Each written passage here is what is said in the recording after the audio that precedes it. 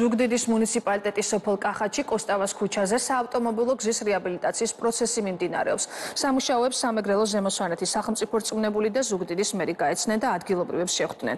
კოსტავას ქუჩაზე გზის რეაბილიტაცია დასრულების ეტაპზეა, ამ დროისათვის სანიაღვრე არხების მოწყობა მიმდინარეობს. პროექტის ღირებულება 2.600.000 ლარია. გზასთან და სანიაღვრე არხებთან ერთად პროექტი ეზოებთან მისასვლელების მოწყობასაც მოიცავს. ავიცანის სამუშაოების მიმდინარეობა სოფელ კახეთში, სადაც კოსტავას 4 კილომეტრიანი ქუჩის რეაბილიტაცია მიმდინარეობს. ამჟამად ეწყობა სანიაღვრე არხები. აქამდე ასფალტირებული გზა არ არსებობდა და მოქალაქეებს საშუალება აქვთ ახალი გზით ისარგებლონ. ჩვენ დღევანდელი შეხვედრა გამოვიყენეთ მოსახლეობას ან ურთიერთობისთვის, სადაც რამოდენიმე პრობლემა დასახლდა, ისეთი როგორიც არის საზოგადოებრივი ტრანსპორტის ხელმისაწვდომობა, რომელზეც აუცილებლად დავიგეგმებით და ასევე არის